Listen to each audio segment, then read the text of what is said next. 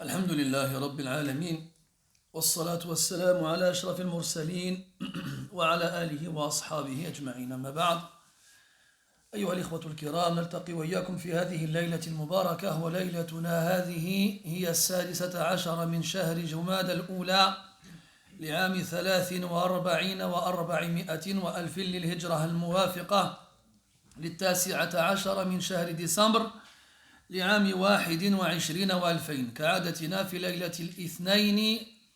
ليلة الاثنين نذكر أحداث حياة النبي صلى الله عليه وسلم وندرس سيرته العاطرة. وكنا قد توقفنا في الدرس الأخير على آخر قصة غزوة تبوك، وختمناها بتوبة الثلاثة الذين خلفوا، وهم كعب بن مالك ومرارة ابن أمية أو نسيت اسم أبيه، وهلال ابن أمية. على كل حال ذكرنا أمرهم وما نزل من القرآن في شأنهم. Mes très chers frères, nous nous réunissons dans cette 16e nuit du mois de Jumad al-Oula de l'an 1443, c'est-à-dire le 19 décembre 2021.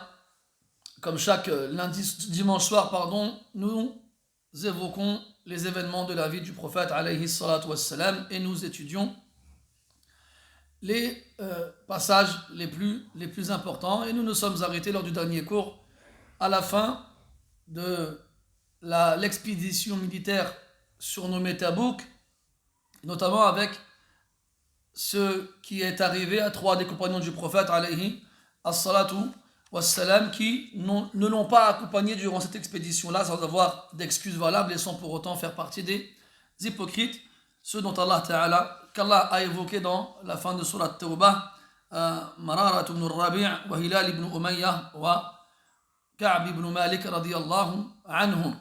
وقبل أن ننتقل إلى المرحلة الأخيرة من حياة النبي صلى الله عليه وسلم، نود أن نذكر أمورا 4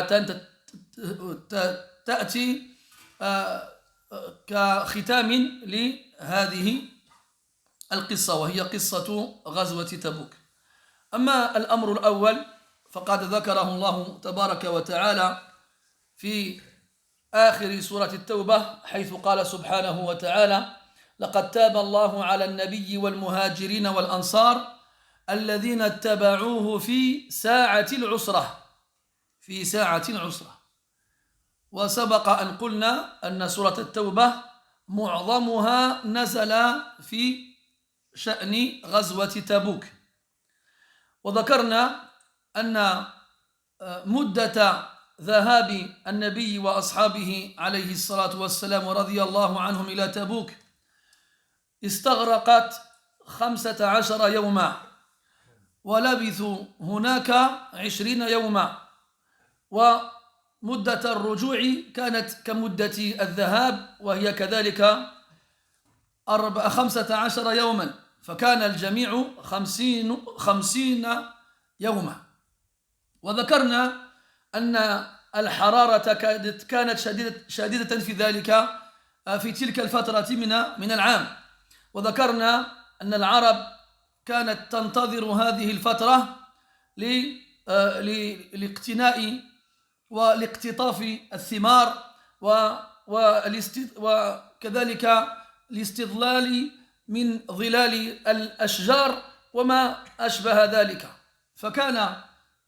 فكان الذهاب مع النبي صلى الله عليه وسلم في هذه الأوقات من أصعب الأمور وأشقها على الأنفس، ومع هذا سمى الله تعالى هذه الفترة بساعة العسرة، ساعة العسرة، ذلك لأن من اختاره الله تعالى ليكون صاحبا لنبيه عليه الصلاة والسلام، ذلك الفضل العظيم يقتضي أن يتحمل هذا المسلم المشاق ليشكر الله عز وجل على تلك النعمة العظيمة.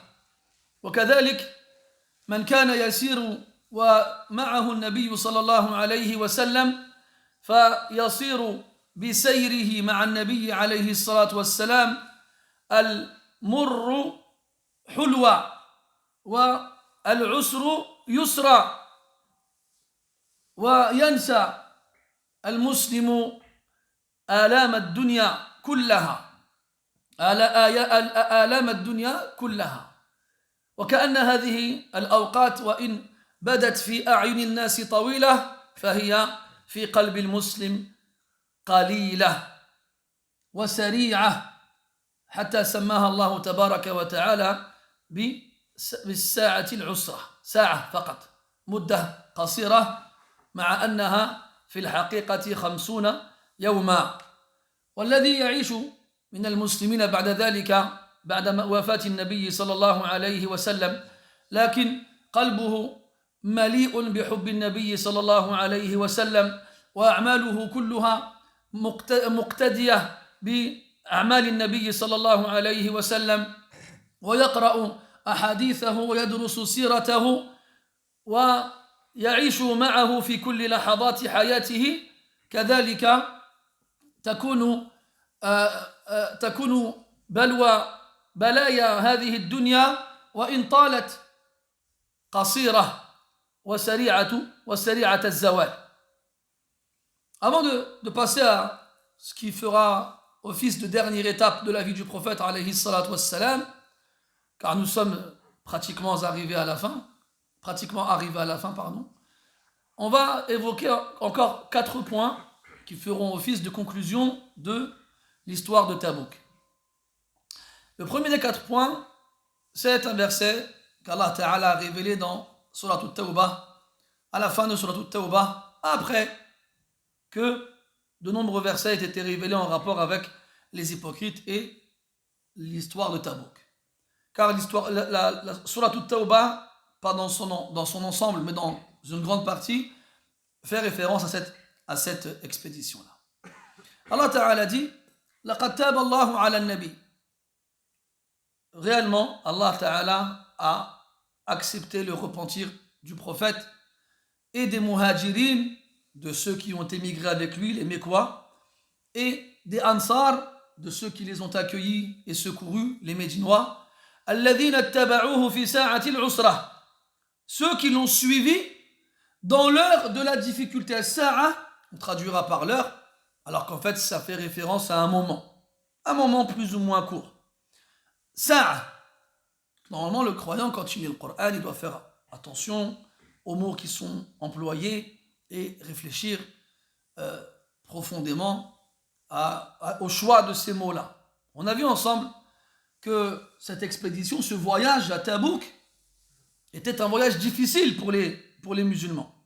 C'est tombé dans une période estivale où la chaleur était intense, dans une période dans laquelle les arbres donnent leurs fruits les plus mûrs, et dans laquelle les Arabes avaient tendance à rechercher les ombres fraîches des palmiers pour profiter d'un air respirable en attendant la fin de la chaleur. C'est un moment dans lequel les Arabes ne quittaient pas leur maison ou leur domicile. Et c'est à ce moment-là qu'Allah Ta'ala a ordonné au prophète alayhi salatu wassalam, de les appeler à partir. En plus, Tabouk est loin de Médine. Il leur a fallu 15 jours pour y arriver. Ils sont restés sur place 20 jours, puis enfin 15 jours pour rentrer. Soit un voyage de 50 jours. Presque 2 mois. Et Allah Ta'ala, il l'a appelé Sa'a. Un instant, un moment, une heure. En sachant qu'on avait dit que beaucoup d'entre eux, il y avait beaucoup de monde, et qu'il n'y avait pas de monture pour tous. Ils étaient donc contraints pour la plupart de faire une grande partie du voyage à pied. Ce qui rajoute dans la difficulté. Oui, c'était une difficulté. Lakin, Allah il l'a appelé Sa'a, une heure. 50 jours de difficulté ont été réduits à une heure. Pourquoi ? Comment est-ce que cela est possible ? pour plusieurs raisons, notamment le fait que ces hommes-là, qui ont été avec le prophète, les Muhajirin et les Ansar, sont des hommes qu'Allah il a choisis. Allah Ta'ala les a élus. Comme il dit Abdullah ibn Mas'ud radiyallahu anhu, Inna Allah nadara fi qulubi al-ibad, fawajada anna khayra qulubihim qalbu Muhammadin sallallahu alayhi wa sallam, fakhtarahu لرسالته ثم نظر في قلوب العباد فوجد أن خير القلوب قلوب أصحابه فاختارهم لصحبته إلى آخر ما قال. Comme il a dit Abdullah ibn Mas'ud radiyallahu anhu, Allah Ta'ala a regardé dans le cœur des hommes et il a vu que le meilleur des cœurs était celui du prophète Mohammed alayhi salatu wassalam, alors il l'a choisi pour en faire son message. Et puis il a regardé dans le cœur des hommes et il a vu que les meilleurs des cœurs étaient ceux de ses compagnons et il les a choisis pour l'accompagner. Alors, ils ont été choisis par Allah Ta'ala et Allah leur a fait don d'un immense cadeau que d'être les compagnons du prophète alayhi salatu wassalam. Et donc, ils se doivent de faire preuve de reconnaissance, de gratitude envers Allah pour ce cadeau immense qui est d'accompagner le meilleur des hommes durant sa mission prophétique. Et parmi les façons et les moyens de faire preuve de gratitude et d'être reconnaissant, d'endurer, de supporter et de patienter. Et à ce moment-là, n'importe quelle difficulté, n'importe quelle épreuve paraîtra insignifiante lorsque, à côté, Allah Ta'ala, il t'a donné le moyen d'accompagner son prophète et messager. Alayhi as-salatu was-salam. Ensuite, marcher à ses côtés, le voir, l'entendre parler, l'accompagner, nous fait oublier tous les soucis de ce bas monde. Nous fait oublier toutes les épreuves possibles et imaginables. Nous fait oublier toutes les difficultés qui peuvent paraître insurmontables. Quand on est aux côtés du prophète, alayhi salatu wassalam, la mer devient sucrée et le difficile devient simple et le mauvais devient bon et le lait devient beau. Alors, même marcher des kilomètres pendant des journées sous une intense chaleur, même rencontrer l'ennemi dans une infériorité numérique, même se séparer de sa famille, de sa terre, de ses biens, ne représente absolument aucune difficulté pour ceux qui ont eu ce privilège d'accompagner le prophète alayhi salatu wassalam. C'est pour ça qu'Allah il a appelé ce moment Sa'a, une heure. Puis après la mort du prophète alayhi salatu wassalam, sa sunna est toujours parmi nous. Et il y a toujours chez les musulmans des hommes et des femmes dont le cœur est rempli d'amour envers ce prophète et ce messager.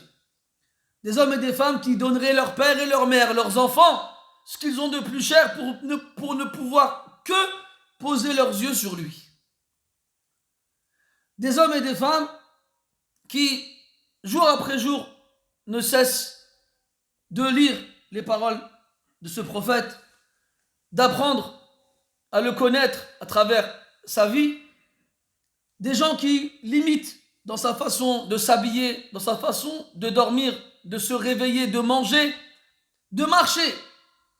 Des gens qui souhaitent, après avoir été privés de sa compagnie ici-bas, le rejoindre dans l'au-delà et ne pas être privés de sa compagnie une deuxième fois. Et ainsi, même s'il n'est pas présent parmi eux, même s'il n'est pas à leur côté, eh bien, toutes les difficultés auxquelles ils sont confrontés paraissent simples. Et même si la vie apparaît longue dans cette étrangeté, parce que celui qui vit ainsi, qu'il s'habitue d'ores et déjà à vivre seul, à paraître comme un fou au milieu des autres, à vivre comme un étranger dans un pays où personne n'est comme lui. Et c'est dans ce genre de circonstances que les heures semblent longues et que les moments difficiles paraissent interminables. Walakin, si la foi, elle peuple le cœur et l'occupe, alors ce n'est que quelques instants, puis on retrouvera cet homme qu'on attend aimé ici-bas. Que quelques instants. Et ça passe. Comme il disait, الليل مهما طال لا بد من طلوع الفجر والعمر مهما طال لا بد من دخول القبر. Parce que la nuit peut paraître longue. Elle peut paraître longue, mais tôt ou tard, l'aube finit par se lever.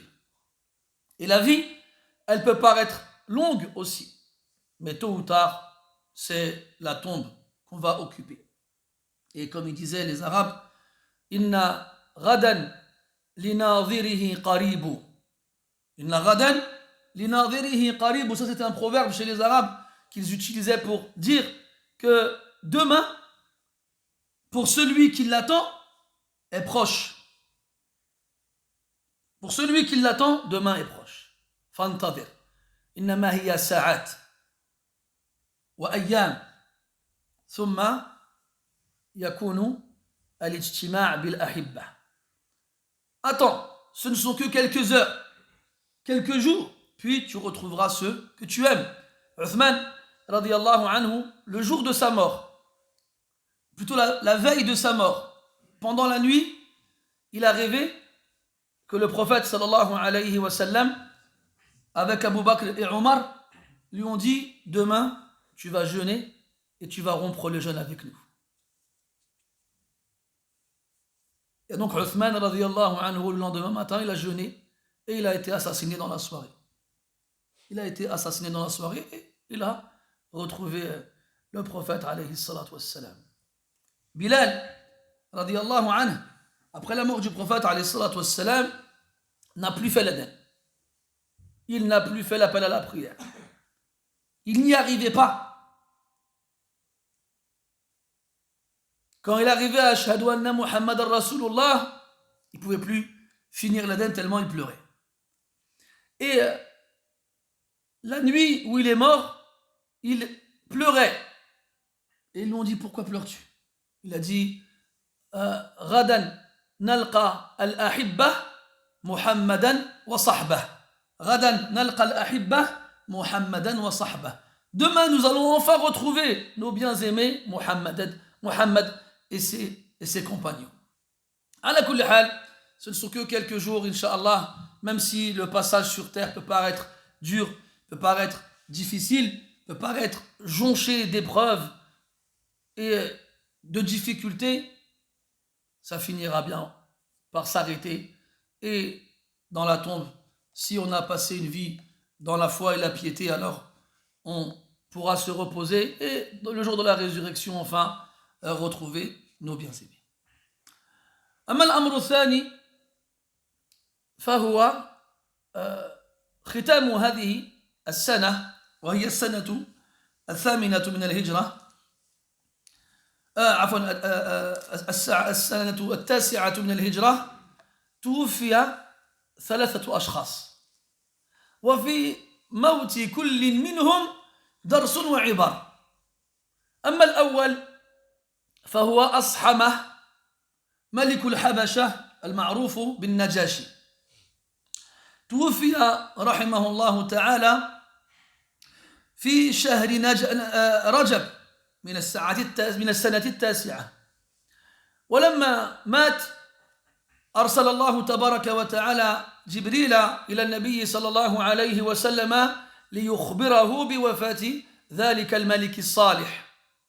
فخرج النبي صلى الله عليه وسلم على أصحابه وأخبرهم ونقل لهم الخبر وقال توفي اليوم رجل صالح النجاشي أخوكم، لأنه كان مسلما كما تعلمون، وصلى عليه صلاة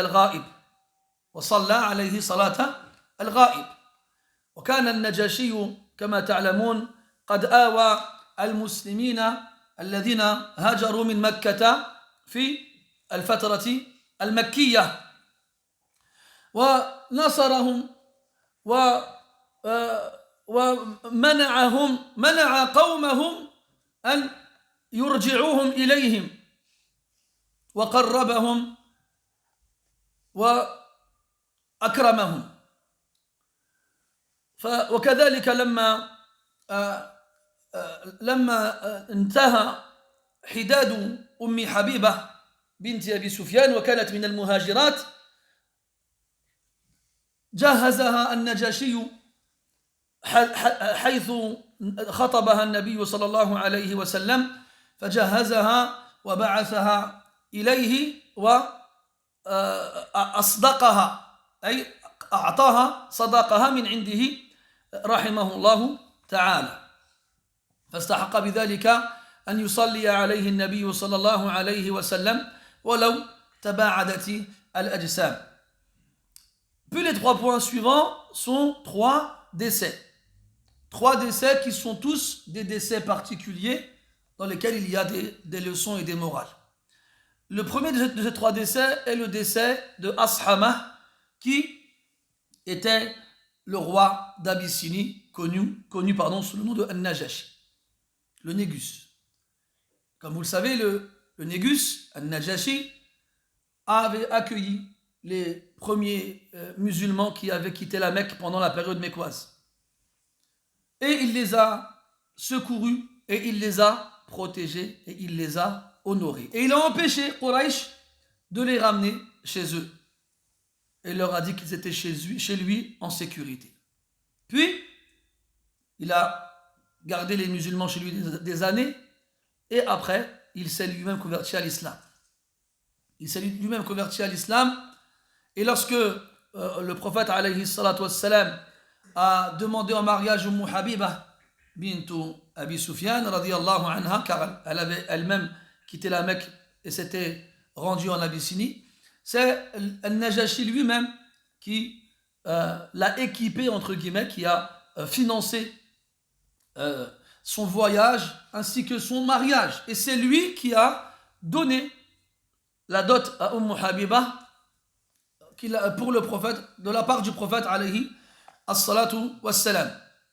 Quand il est mort, Allah Ta'ala a envoyé Jibril alayhi salam au prophète alayhi salatu wassalam pour l'informer de cet événement-là. Et par la suite, le prophète lui-même est sorti auprès de ses compagnons radiyallahu anhum pour les informer de la mort d'un de leurs frères, car il était musulman, un homme vertueux, rajulun salih, et ils prièrent sur lui la prière de l'absent, salatu al-ghaib. Et il a été rapporté que le seul homme sur lequel le prophète alayhi salatu wassalam a prié la prière de l'absent, c'est An-Najashi. Et quand on parle de la prière de l'absent, on parle de prier sur quelqu'un dont le corps n'est pas présent. Après, les savants divergent sur dans quelles circonstances on a le droit de prier sur quelqu'un qui n'est pas présent. ودرسنا هذا ليس محل بسط هذا الخلاف.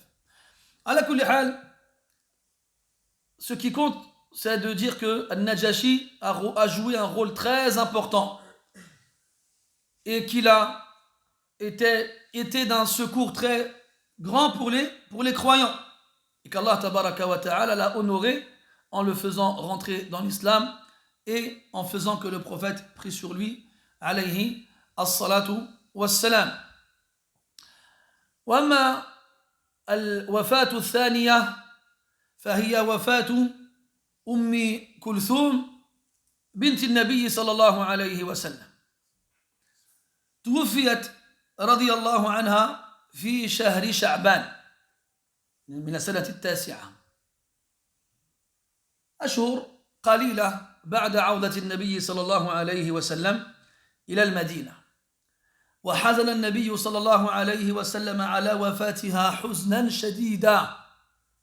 يقول أنس رضي الله عنه أنه رأى النبي صلى الله عليه وسلم جالسا على شفير قبرها وعيناه تذرفان، فلما أحضروا جثتها قال عليه الصلاة والسلام: من منكم لم يقارف البارحة؟ والمقصود بالمقارفة الجماع.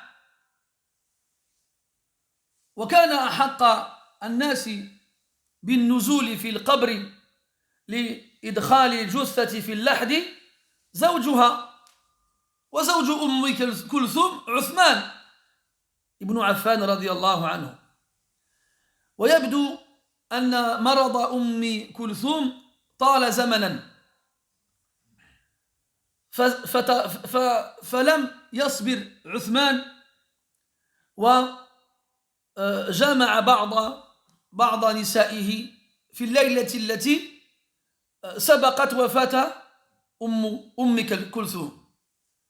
وعلم النبي صلى الله عليه وسلم بذلك، لكن لم يرد أن يفجع عثمان بمنعه ذلك، فتلطف في الأسلوب واختار أن يأمر من لم يجامع الليلة السابقة بالنزول في القبر لأجل استقبال الجثة وإدخالها في اللحد. فقال أبو طلحة الأنصاري رضي الله عنه: أنا يا رسول الله. فنزل وأدخل بنت النبي صلى الله عليه وسلم القبر. ومن الجدير بالذكر أن زينب بنت النبي صلى الله عليه وسلم توفيت في السنة 8، وأم كلثوم توفيت في السنة 9، وإبراهيم ابن النبي صلى الله عليه وسلم توفي في السنة 10. وكأن النبي صلى الله عليه وسلم كل عام يدفن جزءا من نفسه، ولذلك عظم حزنه عندما دفن بنته أم كلثوم رضي الله عنها وارضاها. والنبي صلى الله عليه وسلم رأى عثمان يبكي بكاء شديدا، فقال له النبي صلى الله عليه وسلم: يا عثمان، ما هذا البكاء؟ فقال عثمان رضي الله عنه: أبكي لانقطاع بسهر رسول الله صلى الله عليه وسلم. فقال النبي صلى الله عليه وسلم أن الموت لا يقطع المصاهرة، إنما الطلاق الذي يقطع المصاهرة. ثم قال له وهو يسليه: يا عثمان، والله لو كانت لنا أخرى لزوجناك إياها، لو كانت لنا أخرى لزوجناك إياها. ولقد علمتم أن لقب عثمان ذو النورين، حيث تزوج بنتين من بنات النبي صلى الله عليه وسلم. Puis la seconde mort est la mort d'une des filles du prophète alayhi salatu wassalam. Vous vous souvenez, le prophète alayhi salatu wassalam, il a 4 filles. Il a Zaynab, Kulthum, Ruqayya et Fatima radiyallahu anhunna ajma'in. La première des 4 à mourir était Ruqayya, qui était la première épouse de Uthman et qui est morte pendant la bataille de Badr. Puis la seconde est Zaynab. Zaynab qui est restée longtemps loin du prophète alayhi salatu wassalam, car elle est restée à la Mecque après que le prophète l'ait quitté pour se rendre à Médine. Et quelques années plus tard, elle a pu le rejoindre avec son mari qui s'était converti à l'islam. Et elle est morte l'année d'avant, à la 8e année de l'Hégire. Cette année-là, au mois de Sha'ban, de la 9e, après le retour du prophète alayhi salatu wassalam de Tabouk, voici que Kulthum meurt. Et l'année suivante, à la 10e, ce sera le dernier enfant du prophète, son fils Ibrahim, qui mourra. C'est comme si le prophète alayhi salatu wassalam, à chaque année, en 3 ans, il a perdu 3 de ses enfants. Et les années précédentes, il en a perdu d'autres aussi. Et de tous les enfants qu'il a eus, seule Fatima lui survivra. C'est-à-dire qu'elle vivra après lui peu de temps, à peine 6 mois. Et Kulthum radiyallahu anha était malade. Et la maladie eut raison d'elle. Et donc elle mourut. Le jour de son enterrement, Anas radiyallahu anhu nous dit que le prophète sallallahu alayhi wa sallam était assis seul sur le bord de la tombe. Et ses larmes coulaient, il pleurait. Il était très triste, alayhi salatu wassalam. Puis lorsque la dépouille de sa fille fut amené à la tombe et que les hommes étaient réunis autour de la tombe pour assister à l'enterrement, le prophète il dit sallallahu alayhi wa sallam, qui parmi vous n'a pas eu de rapport intime la nuit dernière? Et là, il y a un silence et tout le monde pensait que la personne qui descendrait dans la tombe pour y insérer la dépouille de Kulthum sera son époux, Uthman ibn Affan. Mais Uthman ne dit rien et personne ne parle. Puis Abu Talha al-Ansari, le mari de Sulaym, le beau-père de Anas ibn Malik, il dit moi. Et en fait, comme on l'a dit, la maladie de Kulthum, elle a duré longtemps. Et Uthman radiyallahu anhu, la nuit qui a précédé la mort de son épouse, l'avait passée avec une autre de ses femmes. Et donc, Abu Talha, il dit moi, alors le prophète lui dit descend. Il descend, il prend la dépouille de Kulthum et l'insère dans la partie secondaire de la tombe. Donc il y a un trou principal, puis un trou latéral qu'on appelle al-lahd en arabe. C'est là qu'on met le corps. Pourquoi est-ce que le prophète n'a pas laissé Uthman descendre? Certains savants ont dit que c'était comme un reproche indirect à l'égard de Uthman de ne pas avoir passé ces derniers instants avec son épouse et d'aller copuler avec une autre. Maintenant, on peut très bien dire que Uthman ne pouvait pas savoir, surtout que c'était une longue maladie. Ala kulli hal, quoi qu'il en soit, d'autres savants ont dit que dans ce contexte-là, le prophète a dit sallallahu alayhi wa sallam a demandé pourquoi. Il a demandé à quelqu'un qui n'a pas eu de rapport la veille pour ne pas que le souvenir frais du rapport intime remonte à la surface à un moment comme celui-ci, à un moment où on doit être humble et penser à la mort et rester concentré. Quoi qu'il en soit, par la suite, après l'enterrement, le prophète il voit Uthman radiyallahu anhu pleurer fortement. Alors il va le voir et lui dit pourquoi pleures-tu autant? Et Uthman il lui répond le lien qui m'unissait à toi vient de s'interrompre. C'était le mari de la fille du prophète alayhi salatu wassalam. Et il était donc lié au prophète par le musahara, donc les liens conjugaux. Et le prophète lui dit la mort n'interrompt pas les liens conjugaux. C'est le divorce qui les interrompt. Et il lui dit par Allah que si j'avais une autre fille, je te l'aurais donnée en mariage. Et comme on le sait, le prophète il a donné 2 de ses filles à Uthman radiyallahu anhu arda. Et subhanallah, quand on étudie la vie du prophète on voit que cet homme-là, chaque fois que dans sa vie se passe un événement heureux, un événement important pour les musulmans comme des victoires, et bien juste après, il y a une épreuve qui vient le frapper. Pour ne pas que son cœur s'accroche à ce bas monde, pour ne pas qu'il s'y plaise en y vivant des moments bons et agréables sans connaître l'épreuve. Et puis, c'est le messager d'Allah, alayhi salatu wassalam. Et si les prophètes sont les gens les plus éprouvés, le prophète Muhammad alayhi salatu wassalam est sans aucun doute le plus éprouvé de tous les prophètes. Même s'il n'a pas vécu 1000 ans comme Nuh, même s'il n'a pas été pourchassé par Pharaon comme Moussa, même s'il n'a pas été catapulté dans un brasier comme l'a été Ibrahim, eh bien, toutes ces choses-là se seront trouvées en lui. Il a dû quitter sa terre comme Youssouf l'a quitté. Il a été pourchassé par son peuple comme Moussa l'a été. Ils ont essayé de le tuer, comme de nombreux prophètes ont subi cela. Et il n'a cessé d'appeler son peuple à Allah comme l'a fait Nuh alayhi assalam. Et il a aussi, malgré la haine qu'il lui vouait, fait preuve de miséricorde et d'amour envers eux, comme cela était connu de Isa alayhi salam. Et il a été frappé par la pauvreté, et par la famine, et par la guerre, et par la mort, et comme on le verra par la suite, par la maladie.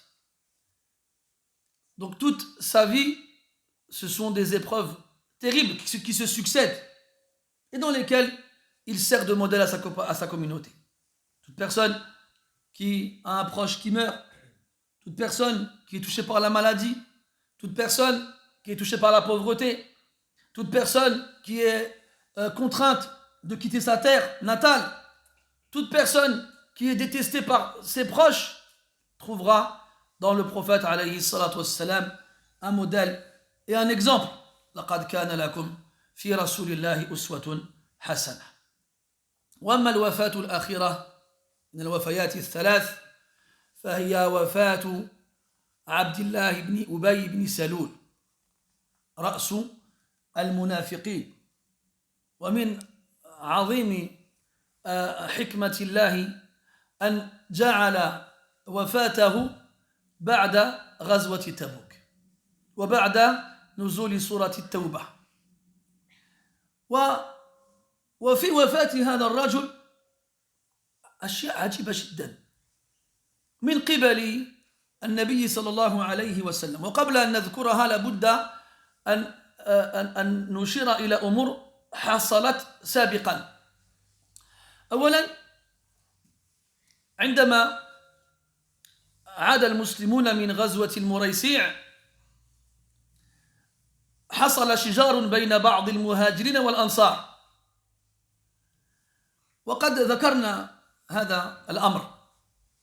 فلما بلغ عبد الله بن أبي الخبر قال: أو حقا قالوها والله لئن رجعنا إلى المدينة ليخرجن الأعز منها الأذل، يعني بالأعز نفسه وبالأذل محمدا عليه الصلاة والسلام. فأنزل الله تعالى القرآن، فجاء عبد الله ابن عبد الله بن أبي بن سلول، فإن كان أبوه رأس المنافقين فابنه رجل صالح من المسلمين ومن أصحاب سيد المرسلين عليه الصلاة والسلام. جاء عبد الله ابن عبد الله بن أبي إلى النبي صلى الله عليه وسلم بعد ما نزل القرآن يذم أباه ويفضح أمره، فقال له: يا رسول الله، إن كنت آمرا أحدا بقتله فمرني أنا ولا تأمر غيري، فإني أخشى لو رأيت قاتل أبي ألا أصبر ويتغير علي. فقال له النبي صلى الله عليه وسلم: ما كنت لأقتل أباك ولا تقطعه، ونهاه عن قطع صلته به.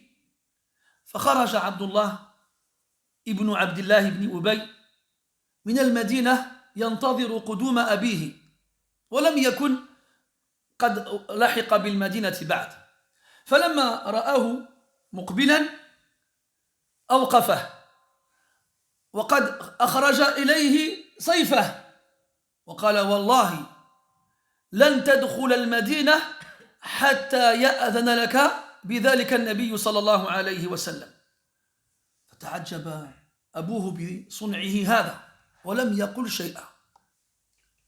ثم أمر النبي أو أذن النبي صلى الله عليه وسلم له بالدخول. بعد ذلك لما مرض أبوه أرسل ابنه عبد الله إلى النبي صلى الله عليه وسلم. علم أبوه أنه على مشارف الموت، فقال له: اذهب إلى رسول الله صلى الله عليه وسلم واسأله قميصه لأكفن فيه. فذهب ابنه إلى النبي صلى الله عليه وسلم وبلغه وصية أبيه، فأعطاه النبي صلى الله عليه وسلم قميصه. قال بعض أهل العلم أن النبي صلى الله عليه وسلم وافق على طلب عبد الله بن أبي بن سلول لأن حمزة ابن عبد المطلب لما قتل يوم أحد كان حمزة عظيم الخلقة فلم يجدوا ما يكفنوه فيه سوى قميص لعبد الله بن أبي حيث كان مماثلا له في الخلقة فلذلك وافق النبي صلى الله عليه وسلم على طلب عبد الله حيث أعطاه قميصه ليكون كفنا له ثم مات عبد الله بن أبي فجاءه ابنه مرة أخرى وطلب من النبي صلى الله عليه وسلم أن يستغفر لأبيه وأن يصلي عليه فوافق النبي صلى الله عليه وسلم وإذا بعمر بن الخطاب رضي الله عنه يعترض على النبي صلى الله عليه وسلم يقول تستغفر له وتصلي عليه وهو من هو فقال له النبي صلى الله عليه وسلم دعني يا عمر لقد خيرت فاخترت قال الله تعالى استغفر لهم أو لا تستغفر لهم إن تستغفر لهم 70 مرة فلن يغفر الله لهم قال عليه الصلاة والسلام لو علمت أني لو زدت على 70 فغفر الله له لزدت فقام وصلى على عبد الله بن أبي فأنزل الله تعالى القرآن يمنع فيه النبي صلى الله عليه وسلم ومعه المسلمين جميعا عن الصلاة عن المنافقين فقال عز وجل ولا تصلي على أحد منهم مات أبدا ولا تقم على قبره إنهم كفروا بالله وبرسوله وماتوا وهم فاسقون ولكن عندما يتأمل الناظر في هذه الأحداث لا يكاد تعجبه ينقضي من حلم هذا النبي وعدم حمل قلبه شيئا من الحقد والبغضاء تجاه أحد من الناس وإن كان أسوأهم وأشدهم قبحا وكذلك ترى أن هذا النبي لا يريد إلا خيرا ولا يجزي بالإساءة الإساءة لكن يعفو ويحلم ويحسن ويصفح عليه الصلاة والسلام. Puis la troisième mort des trois, c'est celle de Abdullah ibn Ubay ibn Saloul. Abdullah ibn Ubay ibn Saloul, vous vous en souvenez, c'est le chef des hypocrites à Médine. C'est lui leur tête. Il faut savoir que Abdullah ibn Ubay كاد أن يجعله قومه ملكا. Peu ne sont fallu qu'il ne devienne roi, juste avant que le prophète arrive à Médine. C'était celui qui était considéré comme étant le plus digne d'être le chef à Médine. Puis, le prophète arrive à Médine. Et les Médinois se convertissent à l'islam. Et ses rêves s'effondrent au même moment. Donc il a toujours eu dans la poitrine une rancœur vis-à-vis du prophète et des musulmans. Et après la bataille de Badr, il se convertit à l'islam. Pas par foi, pas par conviction, par intérêt. Et pendant toute sa vie en tant que musulman, il n'a cessé de mettre des bâtons dans les roues aux musulmans et de leur causer du tort. À la bataille de Uhud, il a ramené avec lui un tiers de l'armée, 300 personnes. Il a réussi à dissuader 300 personnes de ne pas participer à la bataille. Et ils sont rentrés avec lui. C'est lui qui a accusé Aïcha radiallahu anha d'adultère. C'est de lui dont Allah Ta'ala parle dans Al-Nur quand il dit وَالَّذِي تَوَلَّى كِبْرَهُ مِنْهُمْ لَهُ عَذَابٌ عَظِيمٌ. C'est lui qui est à l'origine de ce ragot horrible. C'est lui qui dissuadait les gens de dépenser leur argent dans le sentier d'Allah Ta'ala pour aider les gens démunis. C'est lui qui a été voir Banu Qurayza et Banu Nadir pour leur dire que quoi qu'il vous arrive, on sera à vos côtés et nous ne vous abandonnerons pas. C'est lui qui a dit que si jamais il revenait à Médine après le Mouraïsi, le plus fier et le plus fort fera sortir le plus vil et le plus humble. Il parlait de lui-même en parlant du plus fort, et il parlait du prophète sallallahu alayhi wa sallam en parlant du plus faible et du plus vil. Il n'a cessé de gêner et de faire du mal aux croyants. Et d'ailleurs, pour l'anecdote concernant le verset de Surat al-Munafiqun, quand il a été révélé, il faut savoir que Abdullah ibn Ubay, il a un fils qui s'appelle comme lui Abdullah. Et le fils de Abdullah était un compagnon pieux et vertueux. Il n'était pas comme son père hypocrite.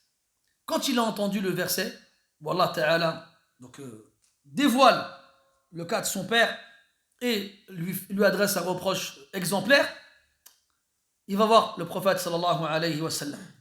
Il lui dit: Ya Rasulallah, si jamais tu ordonnes à quelqu'un d'exécuter mon père, choisis-moi. Comment un fils il peut demander à être le bourreau de son père?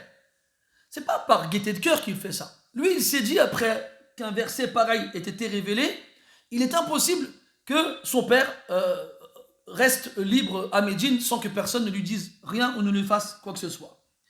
Donc il a pensé qu'il serait forcément exécuté. Et il a préféré s'en occuper lui-même plutôt que de laisser quelqu'un d'autre le faire, et qu'après, si jamais il le voit, il ait de la rancœur vis-à-vis de lui, ou que peut-être même qu'il sans s'en rendre compte, sans pouvoir se contrôler, il lui fasse du mal. Alors il a dit, quitte à ce que quelqu'un le tue, que ce soit moi, comme ça au moins, je n'aurai pas de haine envers un musulman. Et que lui, imagine, c'est fort quand même, il préfère tuer son père que d'avoir de la rancœur et de la haine envers ses frères. Subhanallah. Mais bien sûr, le prophète lui dit, on ne va pas tuer ton père et ne romps pas tes liens avec lui. Ne romps pas tes liens avec lui. Abdullah, le fils pieux, sort de Médine parce que son père, il n'est pas encore rentré. Il attend son retour. Le père, il arrive, il voit son fils à l'horizon, il est content. Il pense qu'il est venu lui souhaiter la bienvenue. Et là, au moment où il arrive devant lui, Abdullah, il dégaine son épée, le fils, et il la pointe vers son père. Il dit, Wallah, que tu ne mettras pas un pied à Médine tant que le prophète ne l'aura pas permis, alayhi salatu wassalam. Et là, le père se fige, s'immobilise. Il voit son fils avec une détermination sans faille et il voit qu'il ne plaisante pas. Alors il attend. Et après, le prophète, alayhi salatu wassalam, il a autorisé son père à rentrer. Puis, les jours passent jusqu'à ce mois de Dhul Qiydah où Abdullah ibn Ubay tombe malade et il sent que c'est la fin. Alors, il envoie son fils auprès du prophète alayhi salatu wassalam pour lui demander quelque chose d'impensable. Il lui demande son qamis. Il demande au prophète son qamis pour qu'il serve de linceul à Abdullah ibn Ubay. Alors Abdullah, le fils de Abdullah, il va chez le prophète et il lui transmet la requête de son père.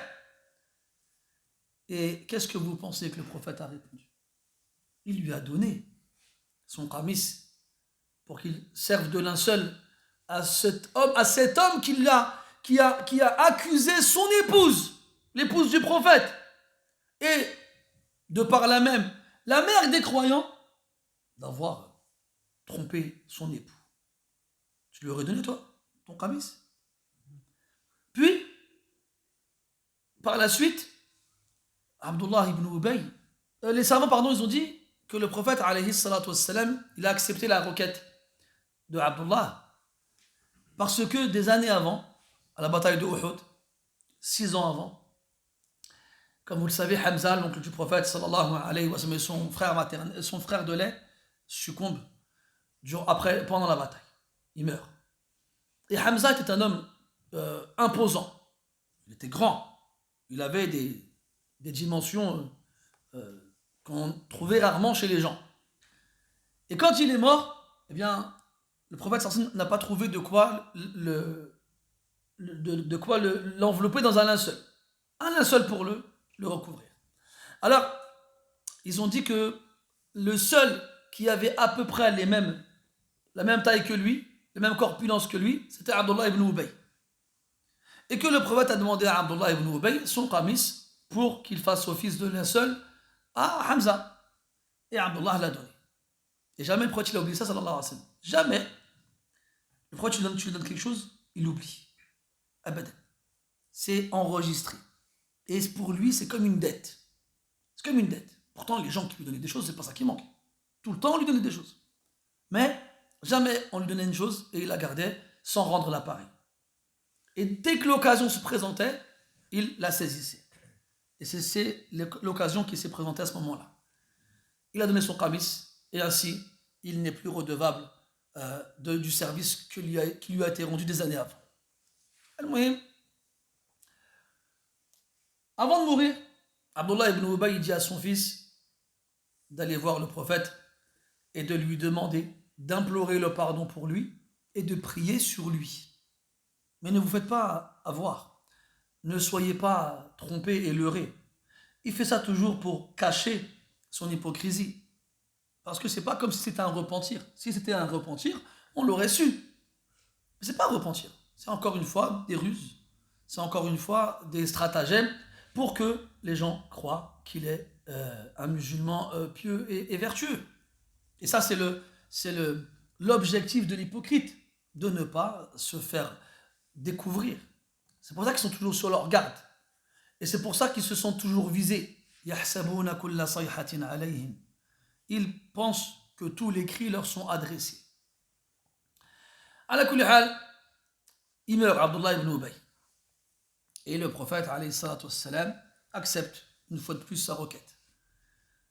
D'implorer le pardon d'Allah pour lui et de prier sur lui. Omar ibn al-Khattab, radiyallahu anhu, il apprend ça, il s'oppose. Et il va voir le prophète et lui dit de ne pas le faire. Il dit, Rasulallah, cet hypocrite, tu as prié sur lui, tu as imploré le pardon d'Allah pour lui. Et le prophète lui dit quoi? Laisse-moi, ô Omar. Allah m'a laissé le choix et j'ai choisi. Allah dit dans le Coran, implore le pardon pour eux. Ou ne le fais pas. Si tu le faisais 70 fois, Allah ne leur pardonnera jamais.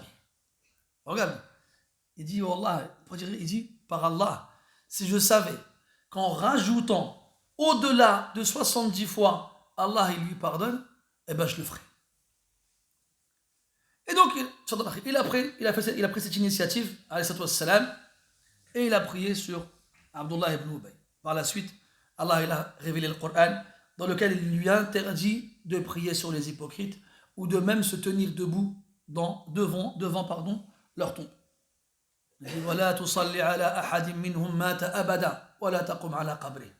Ne prie jamais sur l'un d'entre eux quand il meurt, et ne te tiens pas debout devant leur tombe. Ils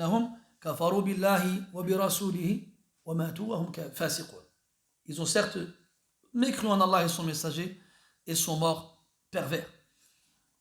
Et Omar ibn al-Khattab radiyallahu anhu, il était même étonné de sa réaction. Parce que quand il s'est opposé au prophète pour qu'il ne prie pas sur Abdullah, il a été très insistant. Moi je vous fais la version courte. Et Allah Ta'ala lui a donné raison à Omar à travers la révélation du Coran, comme il l'a déjà fait d'autres fois. Ala kulli hal, dans cette histoire-là, eh bien, il y a beaucoup de morale et de leçons, mais la plus grande et la plus évidente, c'est l'indulgence et la mansuétude et la miséricorde de ce prophète, alayhi salatu wassalam. Un homme qui ne rend pas le mal par le mal. Un homme qui ne garde pas de rancune quand on lui fait du mal. Un homme qui ne veut que le bien des autres. Un homme qui, s'il trouve le moyen pour qu'Allah pardonne à quelqu'un, quand bien même il ait fait les pires des crimes, il le fera. Vraiment, son but et son objectif, c'est que les gens croient et que les gens soient droits. Jusqu'à ce qu'il en souffrait quand les gens de lui se détournaient. لعلك باخع نفسك فلا تذهب نفسك عليهم حسرات. Donc au même verset, Allah Ta'ala il lui reproche cette souffrance qu'il ressentait en lui-même de voir les gens se détourner de lui et refuser de croire. Ala kulli hal, si il y a bien une leçon qu'il faut retenir, c'est ça. Et aussi, c'est que Allah Ta'ala يخرج الحي من الميت ويخرج الميت من الحي. Il fait sortir le vivant du mort et le mort du vivant. Abdullah, Ra'sul Munafiqin, Abdullah ibn Ubay, la tête des hypocrites, il donne naissance à un fils qu'il appelle Abdullah et qui est un homme pieux et vertueux. Comme Al-Walid ibn al-Mughira, une des têtes de Quraysh, a donné naissance à Khalid ibn al-Walid, Sayfullah al-Masloul. Comme Abu Jahl, Fir'aun hadhihi al-Ummah, a donné naissance à Ikrimah. Et ainsi de suite. Donc, si Allah Ta'ala ne veut pas la guider d'une personne, des fois, il l'humilie en faisant sortir de ses entrailles la plus pieuse des personnes. C'est pour ça que quand tu vois par exemple... Attends, je n'ai pas encore dit. Tu vois aujourd'hui des fois des gens à la télé ou ailleurs, qui sont exposés, ne pas prendre de pincettes pour exprimer leur haine vis-à-vis de l'islam et des musulmans. Puis nous, des fois, on agit sans réfléchir en demandant « Ya Allah, maudis-les, Ya Allah, extermine-les, Ya Allah, si, Ya Allah, ça. » Soit, mais le mieux, c'est de demander à Allah qu'il fasse sortir de leurs entrailles des musulmans. Comme ça, lui, tu veux pas voir les musulmans dans ton pays, tu en auras dans ta famille. Hein? Et là, on verra comment tu vas voir les choses. Et ce sera une leçon pour lui qui peut-être même lui sera profitable à long terme. على كل حال قلنا أن وفاة ابن سلول وقعت في ذي القعدة من السنة التاسعة. Donc la mort de Abdullah ibn Ubay a eu lieu à la 9e année de l'Hégire, au mois de Dhul Qa'da, à la fin de l'année. كذلك قلنا أن فتح مكة وقع في شهر رمضان من السنة الثامنة، وجعل النبي صلى الله عليه وسلم عليها عتاب ابن أسيد رضي الله عنه. فلما دخل شهر ذي الحجة حج عتاب ومن معه من المسلمين، وكذلك حج المشركون.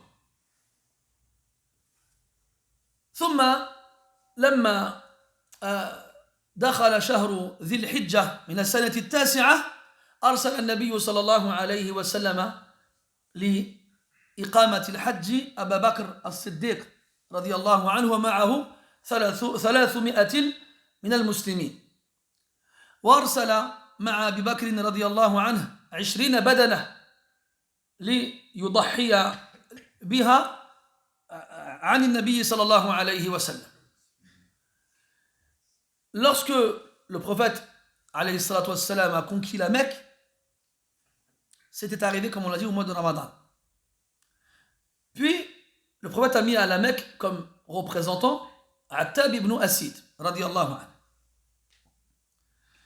C'était donc lui, entre guillemets, l'autorité sur place. Puis après la conquête de la Mecque, il y a eu le mois de Dhul Hijjah, de la 8e année. Donc on est revenu un an en arrière.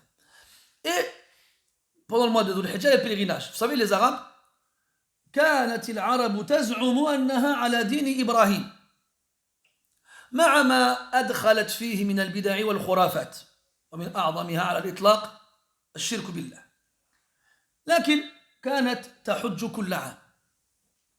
Vous savez, les Arabes dans la péninsule arabique prétendaient être sur la religion d'Ibrahim alayhi salam. Malgré toutes les innovations et toutes les hérésies qu'ils ont insérées, ils prétendaient suivre cette religion-là. Et tous les ans, ils procédaient au pèlerinage. Le pèlerinage qui, bien sûr, a été déformé par leur polythéisme, mais ils le faisaient. Et donc, à la 8e année de l'Hégire, quand la Mecque est devenue musulmane, les musulmans ont fait le pèlerinage. Et c'était le chef, entre guillemets, du pèlerinage, c'était Attab, radiyallahu anhu. Et cette année-là, les musulmans comme les polythéistes ont fait le pèlerinage ensemble, chacun en suivant ses rites. L'année suivante, donc on revient à la 9e année, donc un mois après la mort d'Abdullah ibn Ubay, au mois de Dhul Hijjah, le prophète sallallahu alayhi wa sallam, il envoie Abu Bakr as-Siddiq pour y accomplir le pèlerinage avec les musulmans, pour faire office de chef pendant le pèlerinage. Vous savez que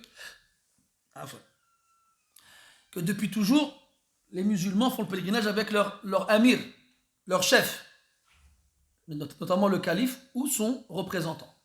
Normalement, il y a comment on pourrait appeler ça, un imam qui fait office de guide principal que les gens vont suivre pour le pèlerinage. Donc c'est Abu Bakr qui a été désigné par le prophète sallallahu alayhi wa sallam pour faire cette mission. Il est parti de Médine avec 300 musulmans et le prophète lui a demandé de prendre avec une vingtaine d'offrandes, c'est-à-dire des dromadaires, que Abu Bakr allait sacrifier pour le prophète à la Mecque. Abu Bakr en a pris 5 avec lui.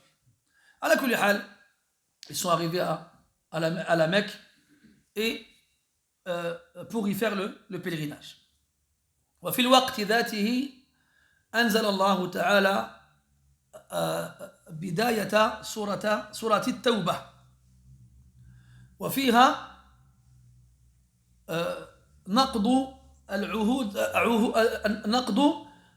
عهود النبي صلى الله عليه وسلم التي عقدها مع المشركين. نقض تلك العهود التي لم يقم بوفائها هؤلاء المشركون. أما الذين لم يقطعوه ولم ينقضوه فبقي العهد إلى أجله.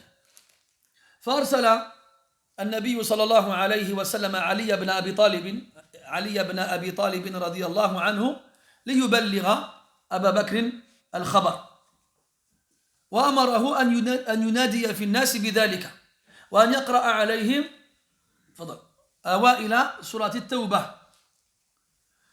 ثم بلغ علي أبا بكر رضي الله عنه أن النبي صلى الله عليه وسلم نهى المشركين عن حج البيت من هذا العام ونهى من يريد الطواف بالبيت أن يطوف به عاريا ففعل وانتشر الخبر بين الناس. Au même moment, les premiers versets de Surah At-Tawbah furent révélés. Dans Surah At-Tawbah, Allah Ta'ala met fin à tous les traités, à tous les pactes conclus entre le prophète et les associateurs qui n'ont pas respecté ces pactes-là. On précise, ceux qui les ont respectés, le pacte restait valide jusqu'à son échéance. Quant aux associateurs qui n'ont pas respecté le pacte et l'ont trahi, alors le prophète, Allah Ta'ala, a ordonné au prophète d'y mettre un terme. Et le meilleur moyen que ces choses-là soient sues et connues, c'est pendant le pèlerinage à la Mecque. Pourquoi ? Parce que les Arabes de toute la péninsule s'y rendent et c'est ainsi que les informations se répandent le plus rapidement.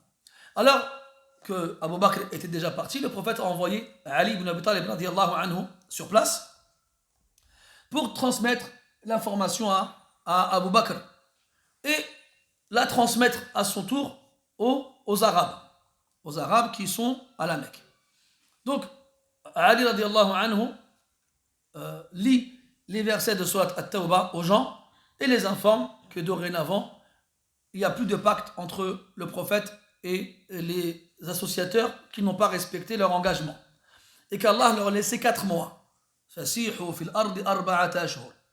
Il leur a laissé 4 mois dans lesquels ils peuvent circuler librement dans la péninsule arabique et qu'ils sachent qu'on ne va même pas les rechercher. Fasihu fil ardi arba'ata ashhur, parce qu'ils n'échapperont pas à Allah subhanahu wa ta'ala. Donc soit ils rentrent dans l'islam, soit tôt ou tard ils reviendront à Allah subhanahu wa ta'ala. Ala kulli hal, il donc a transmis l'information Et aussi parmi les choses qui devaient être transmises à ce moment-là, c'était d'interdire tout associateur de se rendre à la Mecque à partir de ce moment-là et d'y accomplir le pèlerinage. Et aussi parmi les choses qui ont été interdites à jamais, c'est que toute personne qui voulait tourner autour de la Kaaba nue ne le fera plus. Vous vous souvenez, on avait dit que les Arabes avant l'islam, lorsqu'ils voulaient tourner autour de la Kaaba, se déshabillaient. Ils ne portaient aucun vêtement. Les hommes comme les femmes. Et ils prétendaient ne pas vouloir tourner autour de la Kaaba dans des vêtements dans lesquels ils ont désobéi à Allah subhanahu wa ta'ala. Alors ils faisaient le tawaf déshabillé. Ala kulli hal, c'est ainsi que le pèlerinage a eu lieu durant cette année-là. طيب إن قال قائل لماذا لم يذهب النبي صلى الله عليه وسلم إلى مكة ليؤدي الحج بنفسه وهو رسول الله وهو المبلغ عن ربه أحكام الدين. قيل له أن النبي صلى الله عليه وسلم ورد عنه أنه حج قبل ذلك. وكذلك عندما انتشر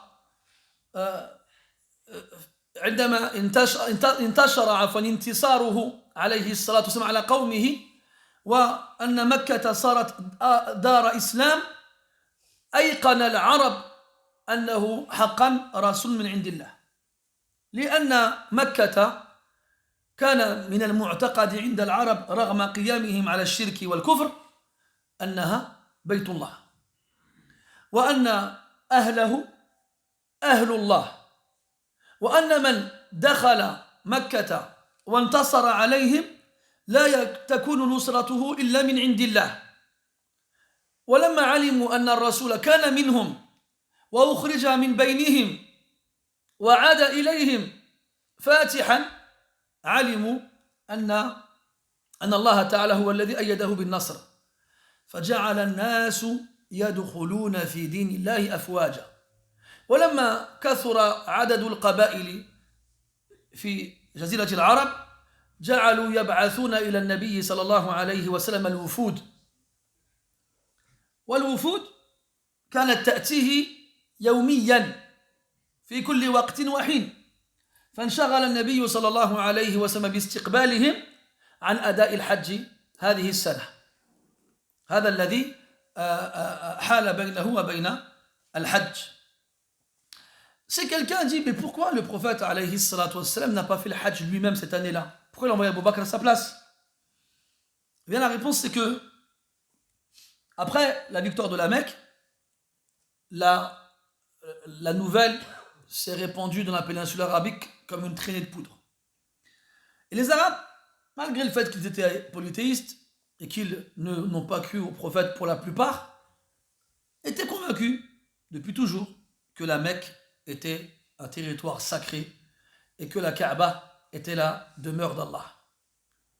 Comme ils étaient convaincus que Quraysh était les privilégiés d'Allah, les élus d'Allah. Et pour eux, si quelqu'un avait le dessus sur eux, c'est que forcément, c'est Allah qui l'avait envoyé.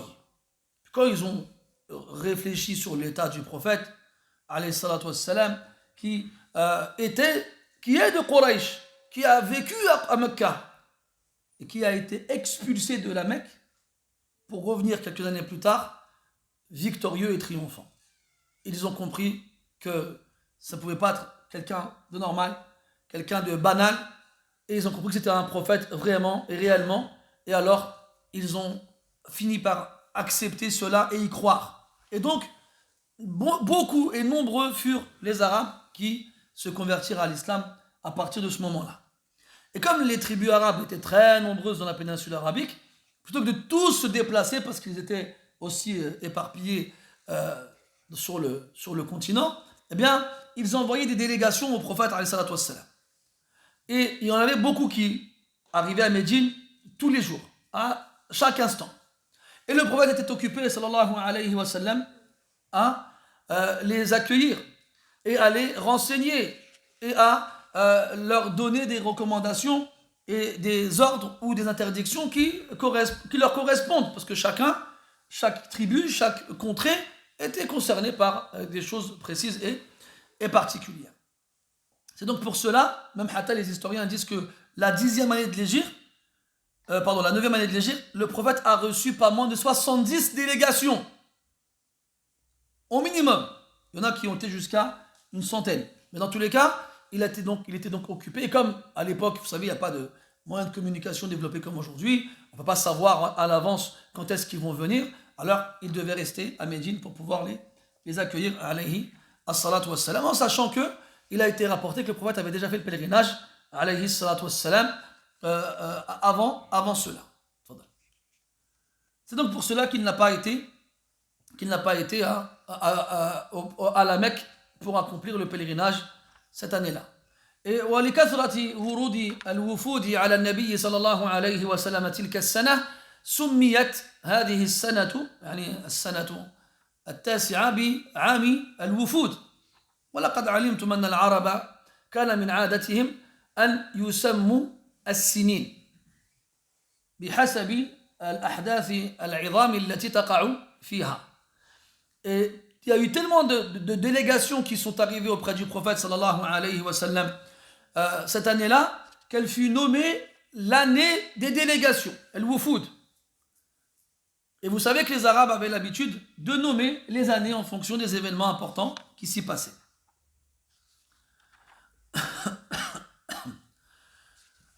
لا نذكر الوفود التي وردت على النبي صلى الله عليه وسلم لكثرتها وإن كان في ذكر بعضهم فوائد لكن قد يطول بنا المقام لو ذكرنا شيئا من ذلك. On ne va pas rentrer dans le détail concernant les délégations, il y en a beaucoup qui sont rapportés dans les textes. Waftu Banu Abdi Qais, ou bien encore Dimam ibn Tha'laba et d'autres, des histoires qu'on a dans les hadiths qui nous racontent comment ça s'est passé. On ne va pas tous les citer car c'est long et ce sont des histoires indépendantes. بعد ذلك بعد مرور هذه السنة وبعد انتهاء الحج وبعدما استقبل النبي صلى الله عليه وسلم معظم وفود القبائل حان وقت الحج من السنة العاشرة بعدما رأى النبي صلى الله عليه وسلم الناس يدخلون في دين الله أفواجا بعدما استقر الأمن والسلام في جزيرة العرب بعدما انتهت الحروب وبعدما أصبح الناس مسلمين في الغالب أمر الله تعالى نبيه عليه الصلاة والسلام أن يؤدي الحج وأن يستغل تلك الفرصة ليودع المسلمين فكما أن الحج فريضة العمر وأنه لا يجب على المسلم إلا مرة في حياته وأنه يقع كختام فرائض الإسلام حيث يجب على المسلم أن يصلي كل يوم ويجب عليه أن يصوم كل عام شهرا وأن يزكي كل عام مرة وأن يحج في حياته مرة. فلذلك حج النبي صلى الله عليه وسلم في هذه السنة وسمي حجه هذا بحجة الوداع. فأذن في الناس أنه يريد الحج هذه السنة فاجتمع بالمدينة خلق كثير يريدون أن يحجوا مع النبي صلى الله عليه وسلم. Donc l'année passe, cette année-là dans laquelle le prophète sallallahu alayhi wa sallam reçoit les délégations arabes durant la 10e année de l'Hégire. En grande partie, ce sont les événements de l'année. Il n'y a plus de guerre, il n'y a plus d'attaque, il n'y a plus d'embuscade, il n'y a plus d'enlèvement, il n'y a plus rien à craindre. la grande majorité des habitants de la péninsule arabique sont devenus musulmans. Ceux qui sont encore avec des pactes, dans des pactes avec le prophète, qui les ont respectés, sont toujours en sécurité. Il n'y a plus d'événements comme il y en avait auparavant. Et le prophète, alayhi salatu wassalam, était donc resté à Médine avec ses compagnons et il recevait les délégations les unes après les autres. Puis on arrive donc un an plus tard au mois de Dhul Hijjah, plus précisément à la fin du mois de Dhul Qa'da, à la 25e journée approximativement, où le prophète alayhi salatu wassalam décide de faire le pèlerinage et il informe les gens qu'il a l'intention de partir faire le pèlerinage. Et les savants nous disent que, comme on le sait, les piliers principaux de l'islam sont des obligations pour les gens à des intervalles précis. La prière, on la fait 5 fois par jour, tous les jours de notre vie. Puis on a le jeûne, plutôt l'impôt obligatoire, la zakah, qui doit être donné une fois par an. Puis on a le jeûne du mois de Ramadan, jeûner un mois entier dans l'année, tous les ans. Et enfin, on a le pèlerinage à la maison d'Allah subhanahu wa ta'ala, à la Mecque, qui doit être fait une fois dans la vie. Et maintenant qu'il y a beaucoup de musulmans, et qu'il ne serait pas possible autrement d'en réunir beaucoup au même endroit pour qu'ils puissent tous voir le prophète alayhi salatu wassalam, alors il va les appeler à l'accompagner au pèlerinage pour qu'ils puissent le voir et le prendre comme exemple et modèle dans cette adoration et dans toutes les autres. Et c'est comme si, comme en général le pèlerinage il est fait en dernier, parce que on va prier tous les jours, on va jeûner tous les ans. Si on a les moyens financiers pour payer la zakat, on le fait. Et généralement, c'est après avoir fait tout cela qu'on va faire son pèlerinage. Et donc, de la même façon, avant de quitter ce bas monde, le prophète alayhi sallam, il va faire le pèlerinage une dernière fois pour marquer la fin de son passage sur terre. Après avoir donc informé les gens qu'il comptait partir à la Mecque faire le pèlerinage, eh bien, de nombreux musulmans se sont réunis à Médine pour l'accompagner. Et le prophète alayhi salatu wassalam donc quitte Médine, on a dit, à peu près 5 nuits avant la fin du mois de Dhul Qa'da. Bien entendu, il sort de Médine après la prière de Dhuhr et il se rend à Dhul Hulayfa, à Bar Ali, comme les gens l'appellent aujourd'hui. Il y arrive avant la prière de l'Asr. Quand il arrive sur place, il fait l'Asr, rak'atayn, qasran, parce qu'il est en voyage. Il fait la prière de l'Asr en la réduisant de moitié. Puis il y passe la nuit, alayhi as-salatu was-salam. Puis le lendemain, après la prière de Fajr, il se lave, se parfume et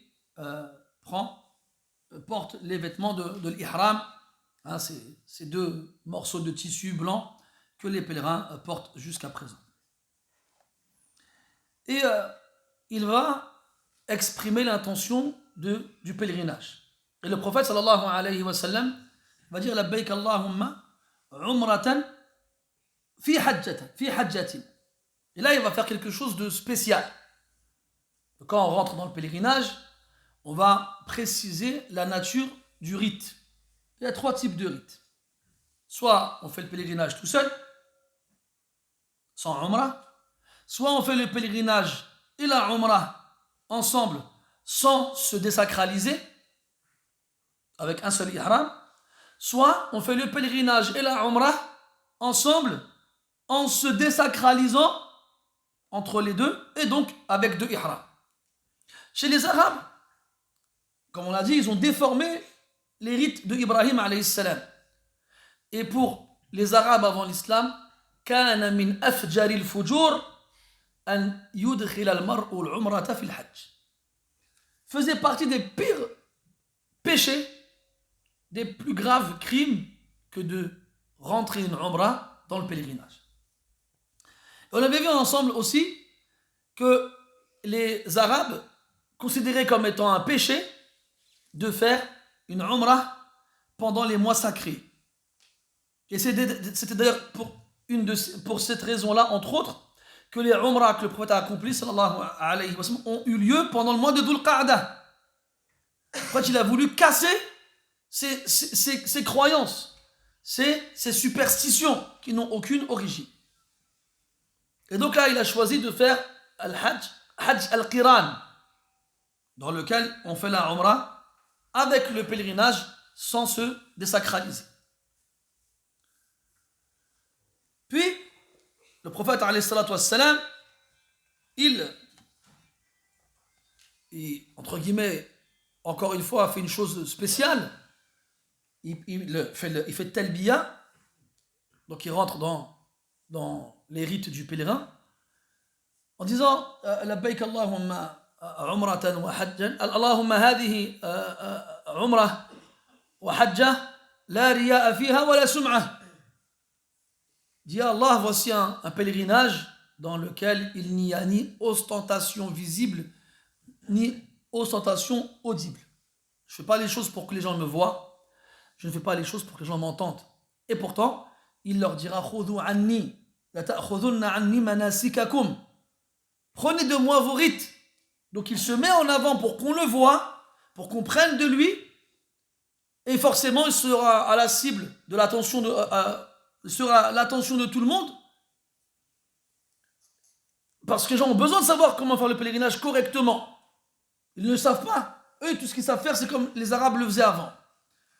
Et il dit la riya'a fiha wa la sum'ah. Ce n'est pas une adoration dans laquelle il y a de l'ostentation. Puis il part, alayhi as-salatu was-salam. Il part et avec lui les musulmans. Il part en faisant la talbiya,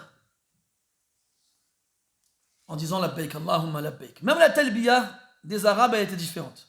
C'était pas la même. Elle lui ressemblait, mais elle n'était pas la même et elle comportait même du shirk, de l'association. Hein? Il disait labbaik Allahumma labbaik, labbaik la sharika laka, illa sharikun laka wa ma malak, huwa laka wa ma malak.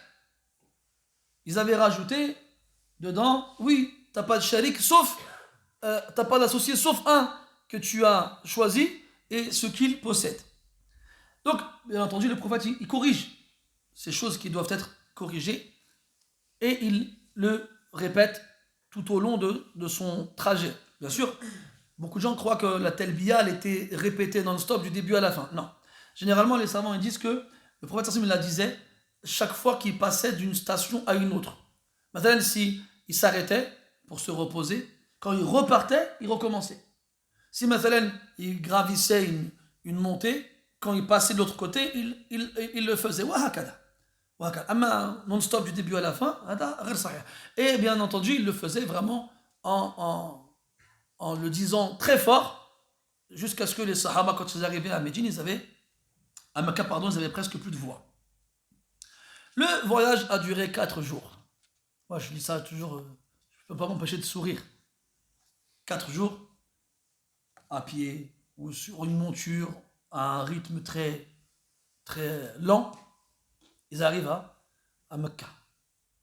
En ihram, en plein, dans le désert de l'Arabie. Toi, tu es là, tu prends l'avion à Roissy, on te demande de venir 4 heures en avance, tu n'es pas content. Pourquoi 4 heures, ça ne sert à rien. Puis après, tu prends l'avion. Si tu as de la chance, c'est un direct. C'est quoi, 5-6 heures.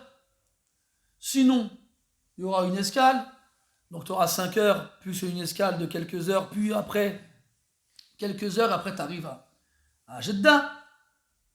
Tu restes là-bas quelques heures aussi, et tu n'es pas content. Puis après, tu arrives à l'hôtel de Mecca, et tu n'es pas content. Parce qu'il y a 4 lits dans la chambre. Hasbunallah wa ni'mal wakil. Qu'est-ce qu'on est ingrat, Allah. Quand on fait le cumul de toutes ces heures-là, ça fait combien d'heures? Ça fait même pas 24 heures. 24 heures, tu es assis dans un avion. Il y a une hôtesse qui vient, tu fais chicken. C'est tout ce que tu comprends en anglais, toi. Chicken, meat, fish. Elle t'a dit, tu veux quoi? Du poulet, de la viande, du poisson? Tu te donnes tout, tout. Voilà, tu es là, tu es content, les gens sont contents autour de toi. En plus, avec un peu de chance, tu as un écran dans l'appui-tête du siège en face de toi. Tiens, qu'est-ce qu'il y a comme film? Toi, tu pars à la Mecque, mais tu veux regarder un film. Ah, j'espère, il y a le dernier Spider-Man. Hein?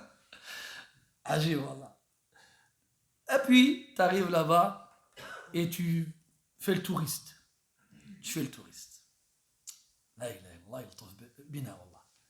Allah agit. À la 4 jours plus tard, donc ils arrivent à Mecca. Non, c'est pas 4 jours plus tard, excusez-moi. Ils sont arrivés le 4e jour de Dhul Hijjah. C'est même pas 4 jours, ce serait bien 4 jours. Là, ils sont partis le 25. Ils sont arrivés le 4e. Vous savez combien 9, taqriban. Presque 10 jours. C'est encore pire. Donc, est-ce que je viens de vous dire, multiplié par 2 ou par 3. On a quelques heures, là, on n'est pas content. Normalement, tu vas à Mecca. Tu devrais avoir le sourire jusque-là. Tu devrais être content. Même tu restes debout dans l'avion, mais allez. Ben non. Toi, tu veux 2 sièges et faire le grand écart. Moi, vous savez les phrases, pas moi, hein, mais gardez bien en tête une chose importante. C'est بالشكر تدوم النعم وبالكفر تزول النعم وتحل النقم. Ça, faut pas l'oublier, ça. Quand Allah il te fait don d'une grâce, d'un bienfait, c'est en étant reconnaissant qu'il reste ce bienfait. Par contre, l'ingratitude, en plus de te faire perdre l'accès à ces bienfaits, les fera remplacer par des épreuves, des punitions. Bon, franchement, mes frères, Bilal, qui aurait pu prévoir il y a 5 ans, pardon, 3 ans, que les 2 années qui viennent de passer, personne ne ferait pèlerinage? Qui? Personne. Personne. On ne sait pas cette année qui va faire le pèlerinage encore. On ne sait pas. Avant, c'est toi qui te disais, c'est toi qui te disais ça. Je disais, je vais partir faire le hajj. Non, je ne crois pas, pas encore, mais elle. Là, tu as compris que c'est jamais toi qui choisis en fait. Avant, tu croyais que c'était toi qui choisissais. Allah, il t'a rappelé que c'est pas toi qui choisis quand tu sais ce que tu fais le pèlerinage, c'est lui qui choisit. Qui y va et quand il y va. Et là maintenant, quand tu regardes la chaîne de la Mecque avec une larme qui coule, tu dis, Inch'Allah, on y retourne. Mais tu sais pas, tu vas y retourner quand. Ala kulli hal, donc 9 jours plus tard, le 4e de Dhul Hijjah, le prophète arrive à Mecca dans la matinée. Donc, il fait tawaf, après, yas'a bayna as-Safa wal Marwa, puis il circule en partant et en revenant entre Safa et Al-Marwa. Et il reste en ihram, car il est qarin, comme on l'a dit tout à l'heure. Et il dit à ceux qui sont venus avec lui, qui n'ont pas ramené avec eux d'offrande, de se désacraliser. Et il voit que il y a des gens qui ont du mal à s'exécuter. Pourquoi? Parce que lui, il ne se désacralise pas. Eux, ils veulent faire comme lui. Et il leur fait comprendre que c'est parce qu'il a ramené avec lui le hadi, l'offrande, qu'il reste en ihram. Il leur dit, لو استقبلت من أمري ما استدبرت لم أسوق الهدي ولا حللت. Si j'avais pu voir les choses différemment, je n'aurais pas ramené d'offrande avec moi et je me serais désacralisé avec vous. Donc, se sont désacralisés ceux qui n'avaient pas d'offrande avec eux. Et le prophète, il est resté en ihram, alayhi as-salatu was-salam, et il s'est rendu à un endroit qu'on appelle Al-Hajjun, où il est resté jusqu'à attendre Yawma at-Tarwiyah, le 8e jour de Dhul Hijjah, sans retourner au haram y faire tawaf. Il n'y est pas retourné et il a attendu le 8e jour de Dhul Hijjah, qu'on appelle Yawma at-Tarwiyah. On appelle ce jour-là Yawm at-Tarwiyah parce qu'à l'époque, il n'y avait pas de source d'eau à Mina. On ne pouvait pas trouver de l'eau là-bas. Alors qu'est-ce que les gens ils faisaient? Ils remplissaient de grandes jarres d'eau et ils les ramenaient avec eux sur place pour avoir de l'eau disponible. At-Tarwiyah. Alors le 8e jour de Dhul Hijjah, le prophète alayhi salatu wassalam, donc ordonne à ceux qui s'étaient désacralisés de se resacraliser et ils se rendent à Mina. Ils arrivent à Mina où le prophète alayhi salatu wassalam va passer la journée, où il va y prier les prières de la journée, donc al-Dhuhr, al-Asr, al-Maghrib, al-Isha, puis le Fajr du lendemain, en raccourcissant les prières de 4 unités. Al-Dhuhr, al-Asr, al-Isha vont être divisées par 2. Chacune à son heure. Qasran, la jam'an. Puis le lendemain matin, il se rend à Arafah, après le lever du soleil. Il se rend à Arafah. Et on avait dit ensemble que Quraysh, quand ils faisaient le pèlerinage, ils n'allaient pas à Arafah. Eux, ils allaient directement à Muzdalifa. Pourquoi? Parce qu'ils prétendaient être Ahlou al-Haram et qu'ils ne devaient pas sortir du territoire de l'Haram, du territoire sacré. Et Arafat n'est pas dans le Haram. Donc une fois de plus, le prophète sallallahu alayhi wa sallam a contredit leur façon de faire pour qu'ils comprennent que ce n'est pas la bonne et que le pèlerinage doit être fait comme lui l'a fait alayhi as-salatu was-salam. Donc il est resté à Namira jusqu'à Az-Zawal, jusqu'à ce que le soleil quitte son point culminant, et il s'est rendu à Wadi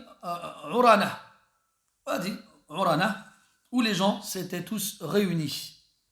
Et c'est là-bas qu'il a fait le sermon de Arafat. Sermon qui a été rapporté par de nombreux compagnons de plusieurs façons différentes, certaines courtes, certaines longues. Ala kulli hal, il a fait donc son sermon dans lequel il a remercié Allah subhanahu wa ta'ala, il a fait ses éloges. Il a ordonné aux gens de craindre Allah subhanahu wa ta'ala, puis il a dit Ayyuhan nas, isma'u qawli, fa inni la adri la'alli la alqakum ba'da 'ami hadha bihadha al-mawqif abada. Inna dima'akum wa amwalakum wa a'radakum haram. حرام عليكم كحرمة يومكم هذا في شهركم هذا في بلدكم هذا ألا كل شيء من أمور الجاهلية موضوع تحت قدمي ودماء الجاهلية موضوعة وإن أول دم أضع من دمائنا دم ابن ربيعة ابن الحارث وكان مسترضعا في بني سعد فقتلته هذيل وربا الجاهلية موضوع وأول ربا أضع من ربانا ربا العباس بن عبد المطلب فإنه موضوع كله واتقوا الله في النساء فإنكم أخذتموهن بأمانة الله واستحللتم فروجهن بكلمة الله ولكم عليهن ألا يوطئن فرشكم أحدا تكرهونه فإن فعلن ذلك فاضربوهن ضربا غير مبرح ولهن عليكم رزقهن وكسوتهن بالمعروف وقد تركت فيكم ما لن تضلوا بعده أبدا إن اعتصمتم به كتاب الله وأنتم تسألون عني فما أنتم قائلون قالوا نشهد أنك بلغت وأديت ونصحت فقال بإصبعه السبابة يرفعها إلى السماء وينكتها إلى الناس اللهم اشهد اللهم اشهد اللهم اشهد. Donc parmi les choses qu'il leur a dites ce jour-là, écoutez ma parole, car il est probable que vous ne me rencontriez plus jamais après ce jour-ci. Après cette année-là, vos sangs, vos biens et votre honneur, vos honneurs, vous sont interdits les uns aux autres. De la même façon que ce jour est sacré, donc le jour de Arafah, que dans ce mois qui est sacré, le mois de Dhul Hijjah, dans cette cité qui est sacrée, la cité de la Mecque. Toute chose appartenant à la période anté-islamique al-Jahiliya est annulée et non avenue et invalide. Et désormais sous mes pieds. Il n'a plus aucune valeur. Et les sangs qui ont été coulés pendant cette période-là sont annulés aussi. Quand on parle de sang, il y a eu des meurtres qui ont été à l'origine de guerres, de vengeances interminables. Les Arabes ne s'arrêtaient pas quand ils faisaient la guerre. Elle durait des dizaines d'années. Et le premier sang qui va être annulé, c'est le sang de Ibn Rabi'a ibn al-Harith. C'était un jeune garçon qui a été confié à la tribu de Banu Sa'd pour y être allaité et qui a été tué par la tribu de Hudayl. Et à partir de là, entre Banu Sa'd et Hudayl, il y a eu une guerre dans laquelle ils ne cessaient de se tuer les uns les autres pour se venger des morts précédentes. Donc c'est fini. La guerre à cause des morts, c'est fini. Puis il a parlé des intérêts. Les intérêts de la période anti-islamique sont tous annulés et non avenus. Et le premier des intérêts qui va être annulé est celui de l'Abbas ibn Abdul Muttalib, en parlant de son oncle, l'Abbas radiyallahu anhu. Puis il a recommandé aux gens de faire preuve de piété à l'égard des femmes. Wattaqul nisa, wattaqullaha fi nisa. Le lapsus révélateur. Mais tu rigoles, mais c'est un hadith. Hein. Faut que je l'ai dit, oui, fattaqul dunya wattaqul nisa. Arrêtez de rigoler. Ala kulli hal. Donc, craignez Allah dans vos femmes, car vous les avez prises en tant que dépôt confié par Allah. Et elles vous ont été rendues licites par le nom d'Allah. C'est en évoquant le nom d'Allah Ta'ala qu'elle t'est rendue licite. Puis il a évoqué les droits et les devoirs respectifs de chacun. Et enfin, il leur a dit, j'ai laissé parmi vous une chose, si vous vous y cramponnez fermement, vous ne vous égarerez jamais. Le livre d'Allah subhanahu wa ta'ala. Après, il leur a dit, vous serez interrogés sur moi. Qu'allez-vous répondre? Comme Allah dit dans le Coran, فَلَنَسْأَلَنَّ الَّذِينَ أُرْسِلَ إِلَيْهِمْ وَلَنَسْأَلَنَّ الْمُرْسَلِينَ. Nous allons interroger ceux à qui nous avons envoyé des messagers, comme nous interrogerons les messagers. Et donc Allah Ta'ala demandera à chaque communauté qu'est-ce qu'ils ont répondu à leurs messagers. وَيَوْمَ يُنَادِيهِمْ فَيَقُولُ مَاذَا أَجَبْتُمُ الْمُرْسَلِينَ. Et le jour où il les appellera et leur dira qu'avez-vous répondu aux messagers. Donc vous serez interrogés sur moi, qu'allez-vous répondre? Et là les gens ils ont dit, nous attestons que tu as transmis, que tu as donné et que tu as conseillé franchement. Alors le prophète a pointé le ciel de son index, puis il a pointé vers les gens en disant Allahumma shahad, Allahumma shahad, Allahumma shahad. Oh Allah témoigne, oh Allah témoigne, oh Allah témoigne. Puis il a dit de nombreuses choses durant ce sermon et il a mis en évidence beaucoup de règles et de jugements. Puis à la fin de ce sermon, Allah tabaraka wa ta'ala a révélé le verset de Suratul Ma'idah où il dit subhanahu wa ta'ala Al-yawma akmaltu lakum dinakum wa atmamtu alaykum ni'mati wa raditu lakum al-islam dina. Le jour où j'ai parachevé votre religion et je vous ai comblé de mes bienfaits et j'ai agréé pour vous l'islam comme religion. Imam Malik rahmatullahi alayhi il a dit ma lam yakun yawma idhin dinan fala yakunu ba'da dhalika dina. Imam Malik rahimahullah ta'ala il a dit ce qui n'a pas été légiféré dans notre religion à partir de là n'en fera pas partie. Et il disait rahimahullah man za'ama anna hunaka bid'atan hasana faqad istadraka ala rasulillahi annahu khana ar-risala thumma tala hadhihi al-aya. Il a dit celui qui prétend qu'il existe une bonne innovation dans notre religion, il a prétendu par là même que le messager a trahi le message qui lui a été confié. Comment est-ce qu'il pourrait y avoir une bonne innovation quand Allah il dit qu'il a complété cette religion. Elle est complète, elle est finie. Comment pourrait-on alors y rajouter quoi que ce soit? Comment pourrait-on y rajouter quoi que ce soit? ثم أمر النبي صلى الله عليه وسلم بلالا فأذن وصلى صلاة الظهر والعصر تفضل أخي جمع تقديم وقصرا ثم لم يزل واقفا يدعو إلى قرب غروب الشمس.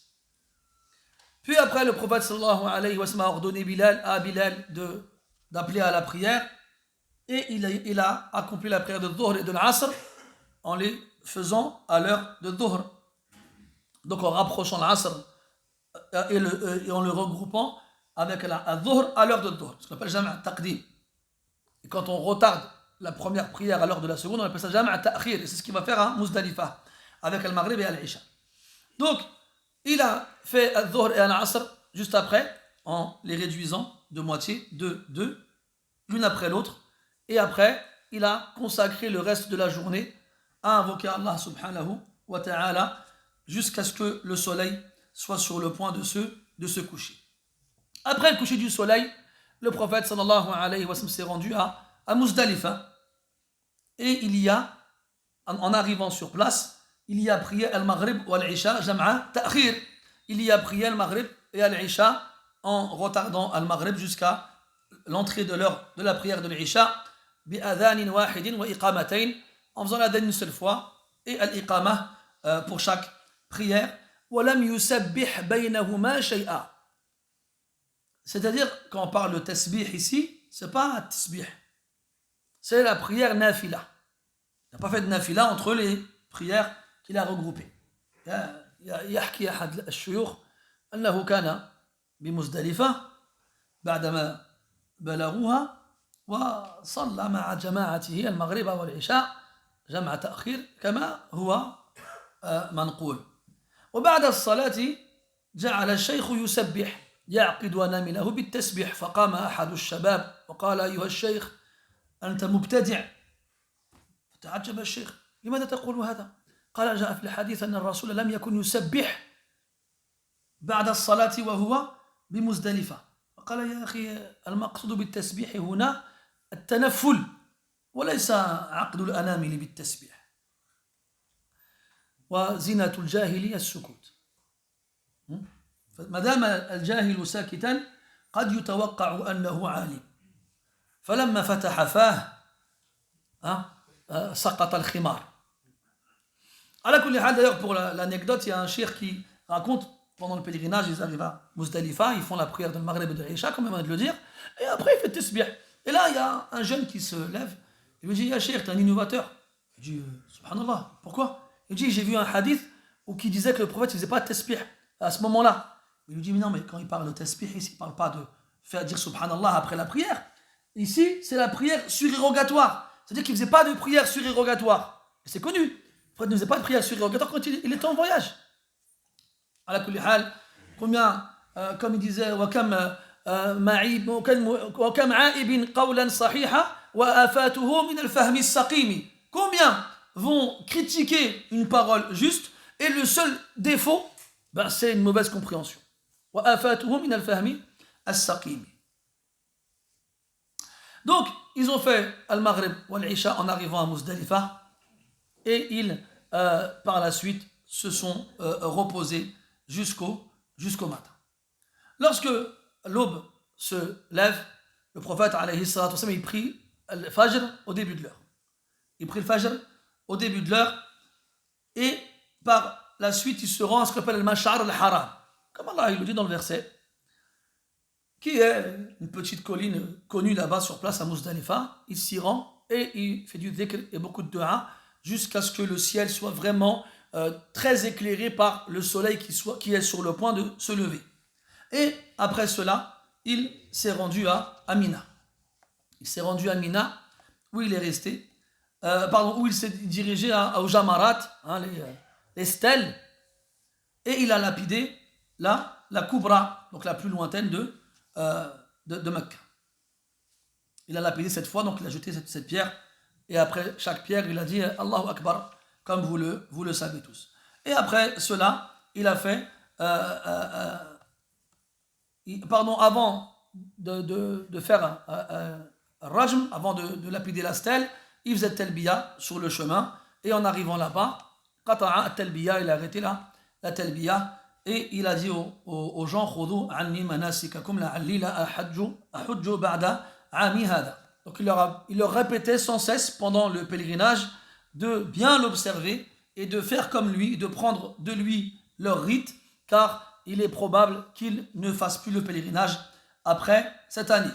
Puis après, il est retourné à Mina, et c'est là qu'il a procédé au sacrifice. On a dit que l'année d'avant, quand il a envoyé Abu Bakr, il a envoyé avec 20 dromadaires, qu'il a sacrifié pour lui, pour avoir le prophète sallallahu alayhi wa sallam.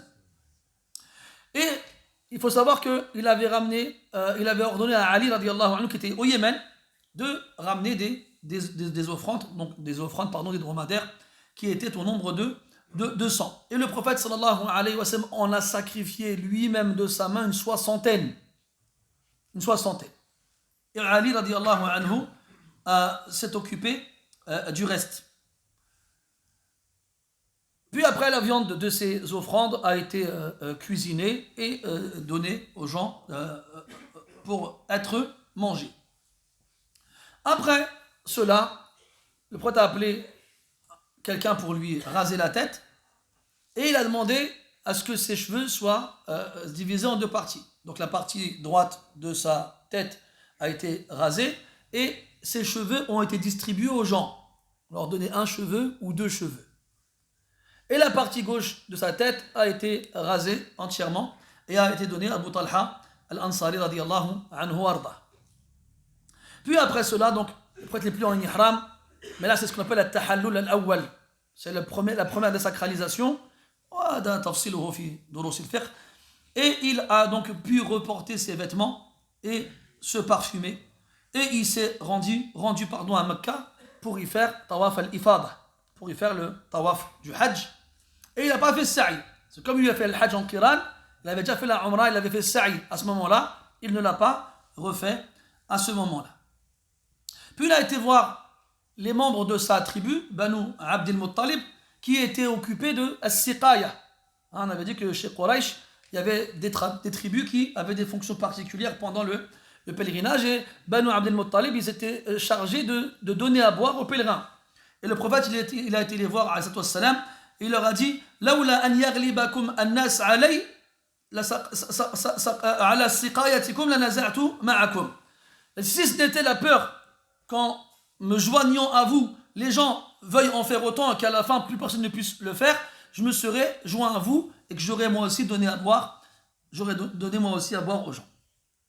Puis après cela, le prophète est retourné à Mina, où il y a passé le 11e, le 12e et le 13e jour, Ayyam at-Tashriq, et dans chacune de ces journées, après Az-Zawal, à l'heure de Dhuhr, il se rendait au Jamarat et il lapidait les trois stèles, comme vous le savez.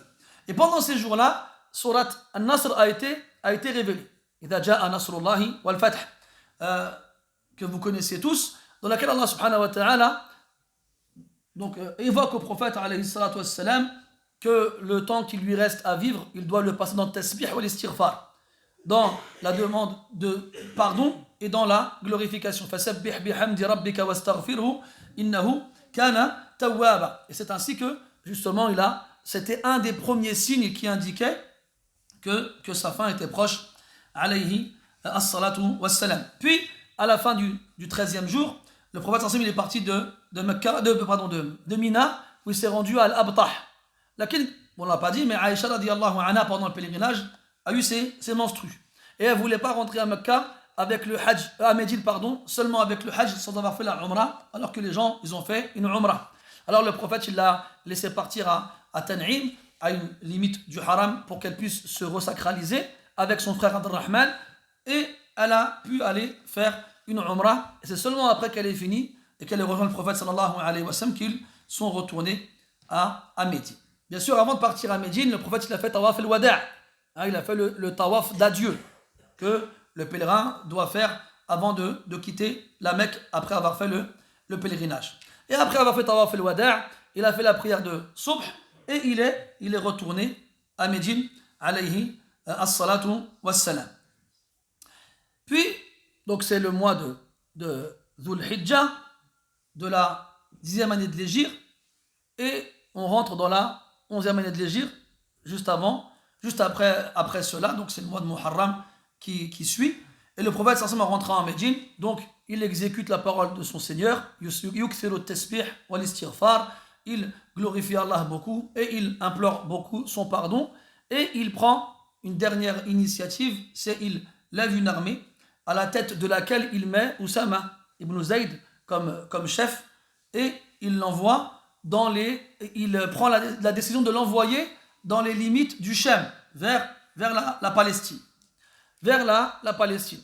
Et quelques temps à peine après que Oussama et son armée aient quitté Médine, ils se sont arrêtés à peine 3 jours de marche, et ils apprennent que le prophète alayhi salatu wassalam est tombé malade, et donc inquiet par la situation du prophète, ils s'arrêtent sur place et attendent de voir que le prophète aille mieux pour reprendre leur chemin. Et c'est donc à ce moment-là que le prophète sallallahu alayhi wa sallam a commencé à ressentir la maladie qui va être la cause de sa mort, et ça on en parlera la prochaine fois incha'Allah ta'ala. أسأل الله سبحانه وتعالى بأسمائه الحسنى وصفاته العلى أن يوفقنا لاتباع نبيه الكريم وأن يحيينا على سنته وأن يميتنا على ملته وأن يحشرنا في زمرته إنه ولي ذلك والقادر عليه. صلى الله على نبينا محمد وعلى آله وأصحابه أجمعين والحمد لله رب العالمين وبارك الله فيكم.